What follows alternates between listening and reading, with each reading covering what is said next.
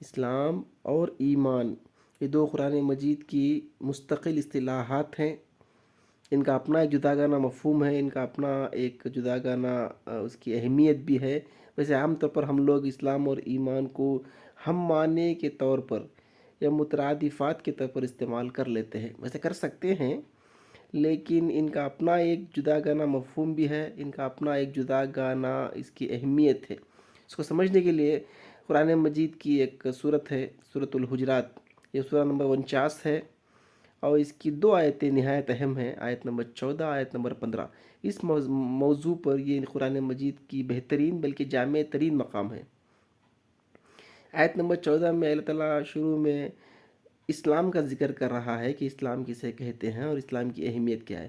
پھر آیت نمبر 15 میں اللہ تعالیٰ ایمان اور جو ہے حقیقی ایمان، جس کو جو ریئل فیتھ کہتے ہیں، اس کا جو ہے مفہوم معنی سمجھا رہا ہے. آیت نمبر 14 میں اللہ تعالیٰ جو ہے کہتا ہے کہ کچھ لوگ آئے تھے اللہ کے نبی صلی اللہ علیہ وسلم کے پاس میں مدینہ کے دور میں. انہوں نے کلمہ پڑھا، اسلام قبول کر لیا، اور انہوں نے کلمہ پڑھنے کو ہی ایمان سمجھ لیا تھا. تو اس پر انہوں نے کہا کہ ہم کلمہ پڑھ لیا، ہمیں بھی مومن تسلیم کیا جائے. تو اس کے جواب میں یہ آیت نازل ہو رہی ہیں کہ اللہ تعالیٰ جو ہے فرما رہا ہے، سورۃ الحجرات کی آیت نمبر 14 میں تلاوت کر رہا ہوں.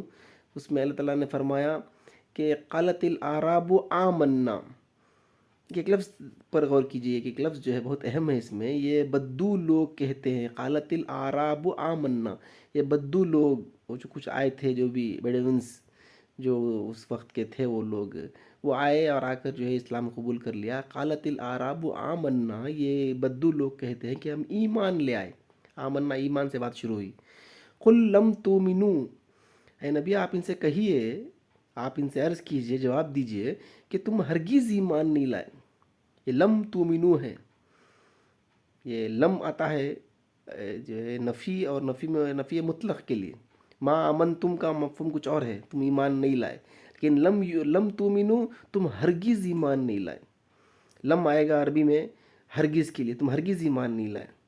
ولیکن قولوا اسلمنا، ہاں یوں کہو، یا تم یوں کہہ سکتے ہو کہ ہم اسلام لے آئے. اب دیکھیے فرق ہو رہا ہے اسلام میں اور ایمان میں. پہلے انہوں نے اسلام قبول کیا، کلمہ پڑھا زبان سے، تو اللہ نے کہا کہ تمہارا اسلام قبول ہے، مگر یہ مت کہو کہ ہم ایمان لے آئے. تم جو ہے ابھی ایمان نہیں لائے، اسلام لے آئے ہو. قالت الاعراب آمنا، یہ بدو لوگ کہہ رہے ہیں کہ ہم ایمان لے آئے. قل لم تؤمنوا، اے نبی آپ ان سے عرض کیجئے، آپ ان سے جواب دیجئے کہ تم ہرگز ایمان نہیں لائے. ولیکن قولوا اسلمنا، ہاں یوں کہو، یا پھر تم یوں کہہ سکتے ہو کہ ہم اسلام لے آئے. وَلَمَّا يَدْخُلِ الْإِيمَانُ فِي قُلُوبِكُمْ. اب دیکھیے اور بھی یہی آیت چل رہی ہے، آیت کوئی مکمل نہیں ہوئی، اب یہی آیت چل رہی ہے. اللہ تعالیٰ بیان کر رہا ہے کہ ہاں یوں کہو کہ ہم اسلام لے آئے اور ابھی تک ایمان تمہارے دلوں کے اندر داخل نہیں ہوا. وَلَمَّا يَدْخُلِ الْإِيمَانُ فِي قُلُوبِكُمْ، ابھی تک ایمان تمہارے دلوں کے اندر داخل نہیں ہوا. تو خود بخود یہاں معلوم ہو رہا ہے کہ اسلام اور ہے، ایمان اور ہے. زبان سے کہنے پر اسلام تو مل گیا، تم اپنے آپ کو مسلمان کہہ سکتے ہو اور واقعی جو ہے تم مسلمان ہو، اس میں کوئی شک نہیں. لیکن یہ کہ ایمان مل گیا، ایمان کا دعویٰ کرنا، یہ تمہارے لیے جو ہے یہ ایمان کچھ اور چیز ہے. ابھی ایمان نہیں ملا، ہاں اسلام ملا ہے تو ٹھیک ہے تم مسلمان ہو، ابھی تک ایمان تمہارے دلوں کے اندر داخل نہیں ہوا. تو خود بخود یہاں معلوم ہو رہا ہے کہ ایمان کا تعلق دل سے ہے. اسلام کا تعلق زبان سے کلمہ پڑھنے سے، آپ کو جو ہے اسلام مل گیا، الحمدللہ تم مسلمان ہو، تمہیں جو ہے تسلیم کیا جائے گا اسلامی جو ہے معاشرے میں کہ تم مسلمان ہو، اور تمہارے واسطے جو ہے وہ تمام لیگل رائٹس جو ہیں، قانونی جو بھی تمہارے حقوق ہیں وہ تمہیں مل جائیں گے. اسلام کے اعتبار سے تمہیں جو ہے اسی میں کھانا پینا ہوگا، اسی لیے اسی معاشرے میں تمہیں اٹھنا بیٹھنا بھی اجازت ہے. تمہارے واسطے مسجدیں کھلی ہیں، نماز پڑھ سکتے ہو، مر گئے تو دفن کیا جائے گا. اسی معاشرے میں مسلمان عورتوں سے شادی کر سکتے ہو، وغیرہ وغیرہ. اسلامی جو حقوق ہیں تمہیں مل جائیں گے، تو بات صحیح ہے. لیکن ایمان یہ مت کہو کہ جو ہے کلمہ پڑھنے سے تمہیں ایمان بھی مل گیا، ابھی تک ایمان تمہارے دلوں کے اندر داخل نہیں ہوا. وَإِن تُطِيعُوا اللَّهَ وَرَسُولَهُ لَا يَلِتْكُم مِّنْ أَعْمَالِكُمْ شَيْئًا. اگر تم اسی حالت میں جو ہے عمل کرتے رہو گے مکمل طور پر اللہ اس کے رسول کی، یعنی کہ عمل بھی ہو، اگر ٹھیک ہے وہ ایمان تو دل کے اندر نہیں ہے ابھی، لیکن اسلام سے تم نے اسلام قبول کر لیا، تم نے زبان سے کلمہ پڑھ لیا، لیکن اس حالت میں بھی اگر تم عمل کرتے رہو گے اللہ اور اس کے رسول کی بات مکمل طور پر، اس میں کوئی جو ہے کمی پیشی نہیں کرو گے، تو اللہ تعالیٰ تمہارے کسی عمل کو بھی جو ہے بیکار یا غارت نہیں کرے گا۔ ان اللہ غفور الرحیم، کیونکہ اللہ تعالیٰ غفور ہے، بخشنے والا، رحیم ہے اور رحم کرنے والا۔ تو یہ اللہ کی شان غفاری اور شان رحیمی ہے کہ اس حالت میں بھی اللہ تمہیں معاف کر دے گا اور تمہیں جو ہے تمہارے اجر کا پورا بدلہ دے گا تمہارے عمل کا، لیکن یہ کہ عمل مکمل کرنا پڑے گا۔ عمل میں کوتاہی کرو گے تو اللہ تعالیٰ عمل قبول نہیں کرتا، کچھ کرتے ہو کچھ نہیں کرتے نہیں، تمہیں مکمل عمل کرنا پڑے گا، لیکن ایمان کچھ اور بات ہے۔ یہ تو ہوا آیت نمبر 14 کی بات۔ اب آیت نمبر 15 میں آ رہا ہے، ابھی وہ ایک سوال باقی ہے اس میں کہ ایمان کسے کہتے ہیں۔ ایک سوال پیدا ہوا کہ واقعی اسلام ہم نے قبول کر لیا، زبان سے اسلام ہم نے قبول کر لیا، اسلام ہمارے اندر ہے، ایمان نہیں ہے، تو آخر ایمان کسے کہتے ہیں؟